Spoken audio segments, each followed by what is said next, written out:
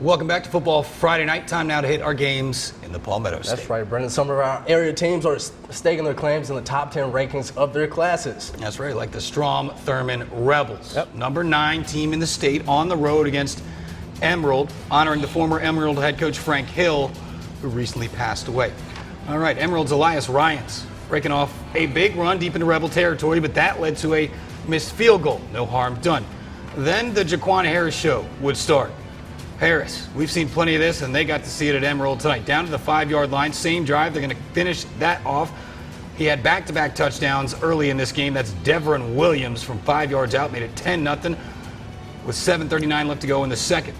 And then the Rebs, Hunter Bledsoe, they got the special teams. They got D. Antoine Hillary's ball club has it all. 25-yard field goal. Rebels get the shutout, almost a shutout, 31-6, the final. South Aiken's played a tough schedule. T-Breds 0-4. Very tough. Hosting Westwood. Westwood's quarterback Amon Green already committed to Georgia State. And here we see him. Green finds his big tight end, Gaines Salvant, rumbling into T-Bred territory.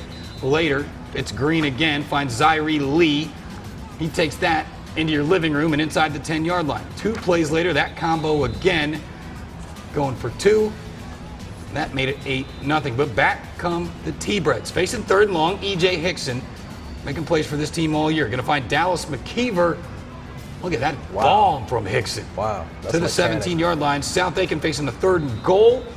Hickson lobs it up, and Jonathan Burns hauling it in. What a catch. But it's just not enough. Westwood wins tonight, 36-22, the final. Great game. Midland Valley making the trip across the river to take on Lyle Burns and the ARSC Musketeers. Mustangs 0-2 on the season, hoping win number 1 comes in week 5. Here's ARC.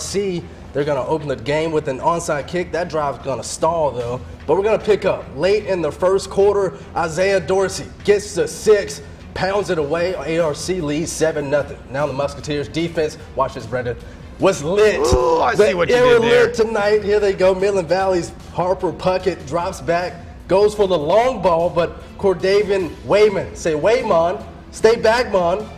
High points the ball, cuts off left, and comes down the sideline. But watch this, an unruly spin move.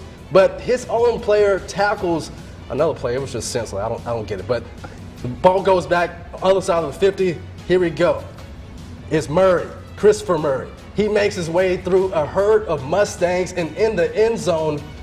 Murray, he would also fumble one in the end zone. ARC leads 13-0 at the break. Final 0, ARC 19. Going to shutout. Colin will be here all week with the jokes. All right, Allendale-Fairfax. Leave me hanging. And Silver Bluff. Here we go. The Bluff boys. Late in the first half. Yeah. In the first half, Tigers 13-0. Facing 3rd and long, and QB Malik Williams goes deep down the field. Darius Johnson, end zone, 13-7 at the half. Now 3rd quarter, Dogs driving. Williams connects with T-Aubrey Newton down the yard line, and that's to the 10. Drive stalls. Bulldogs attempt at a field goal. It's no good. Allendale-Fairfax on their own drive now. They would fumble the ball, and the Bulldogs recovered, but they fall to Allendale-Fairfax 27-13. Man. I'm going to grill you on that one later. See what I did there. Wagner-Sally, number 2 in the state in Class 1A. The War Eagles 3-0. Willie Fox leading them to their best season in school history a year ago. On the road against HKT. Kevin Jackson, 7 rushing touchdowns coming into tonight for Wagner-Sally. Wagner-Sally with a straight snap, direct snap to Kevin Jackson, who picks up 15 yards for the first down. Then Mikkel Landy faking the handoff to Jackson. Instead, he pitched it to Caleb Shaw, and he's into the end zone 6-0. You can tell by that touchdown signal. Wagner-Sally out in front. 2-point conversion. They hand it off and pitch it. There's the pitch. There's Shaw in there. Mikkel Landy to A.J. Swedenberg to Kevin Jackson. Wagner-Sally all over it tonight against HKT. You see why Wagner-Sally is a top 5 team in the state. 54-0, the final. They good. Number 8 in Class 1A, Denmark-Olar hosting Blackville Hilda. Denmark punting. Blackville gonna let it roll, and Ahmad Johnson likes that. Scoops it. Takes it inside the 30-yard line with only 27 seconds left in the half. Next play, it's Adonis Johnson. Adonis. Adonis, strong name. right? Strong man. It's like Caesar, your dog's name. Exactly. 2 plays later, Adonis Davis, this time throwing it. Chris Wilson, Ooh. one-handed. Looks like me out there. We see you. 2-point conversion was good. Blackville up 22-6 at the half. The final score, they win it 37-14. An upset over Denmark-Olar. Here we go. Two teams looking for a win. McCormick versus Eau Claire is homecoming at McCormick. First play, Cedarian Harrison with the pass to Omarion Key. He's on key. They pick up the first down. McCormick with the ball again. Here's Cedarian. Passes the ball, this time to Holloway, Zy Holloway that is, and that will be a McCormick touchdown. Now McCormick at their own goal line, they hand the ball off to Cedarian. He was the man for the boys tonight, and he gets in the end zone. They win big. First win of the season, 37-0.